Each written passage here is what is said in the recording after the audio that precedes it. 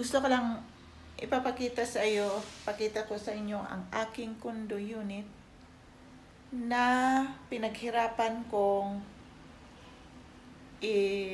may pa-turnover sa akin dito sa Baguio City.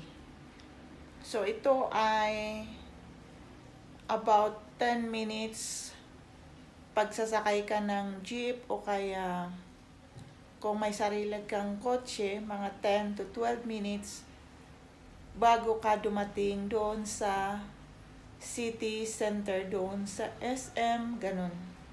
So, flex ko sa'yo, pasensya na, medyo magulo, pero ayusin to para sa customer o kaya kliyente kasi papaupa ko to na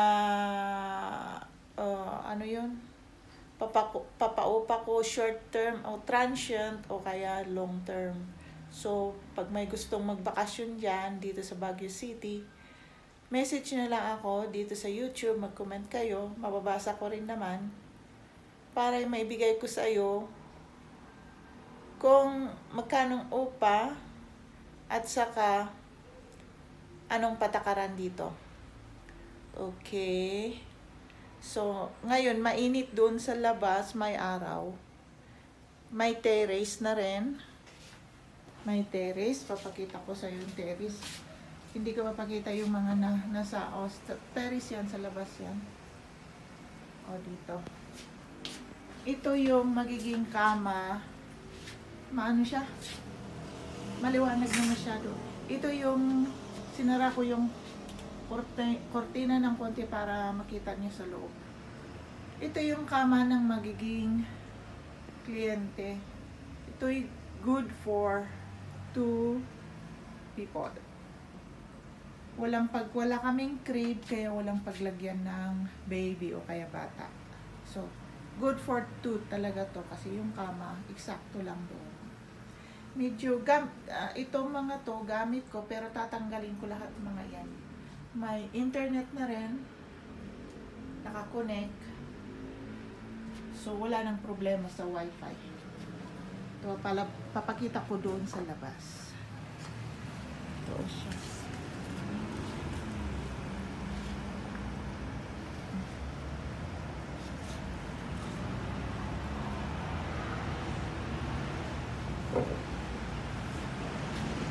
May guard house doon.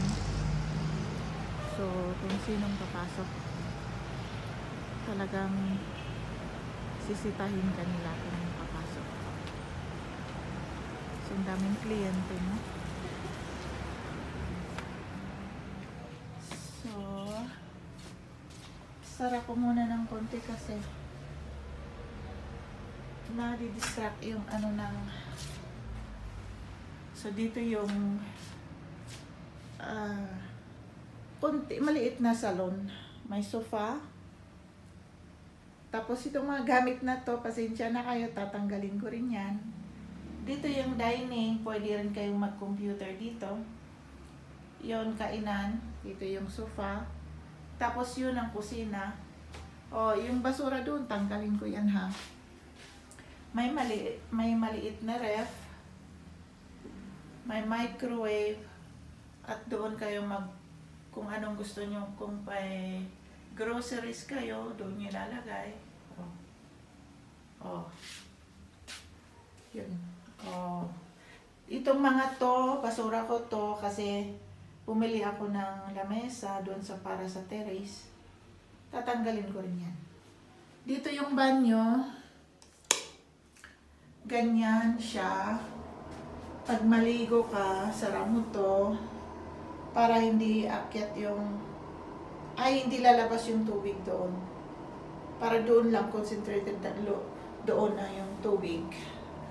Saka toilet bowl, saka sabitan ng tuwalya, may salamin, kitang-kita. Cellphone lang ginagamit ko. So, ito pinaparentahan ko to, transient, kaya long term. So, ito lang muna, di-disclose ko lang to. Gusto ko lang disclose para pag halimbawa may gustong magrenta, message nyo lang ako. Itong mga kalat na to, tatanggalin ko lahat mga yan. Tatanggalin ko lahat mga yan para malinis. Yan. Pumunta lang ako dito para maglinis kasi ang daming mga boxes. Kasi itong sofa, binili ko. Tapos yung bed, binili ko. Tapos medyo mali ka po kasi pinagawa ko mga to. Pinagawa ko ang mga to. Kaya pumunta ako dito para maglinis. Tapos iiwanan ko rin. Hindi ako mag-stay dito. Kaya kumuha ako ng mga gamit ko. So ito lang muna. Ito lang muna yung kondo na pagpa-flex ko ng kondo na dito sa Baguio City. Sinsya na, cellphone ang gamit ko kaya maliit lang ang At least nakita nyo na, diba? Okay, thank you. Bye-bye. Subscribe, like, share, and importante din my viewers. Salamat.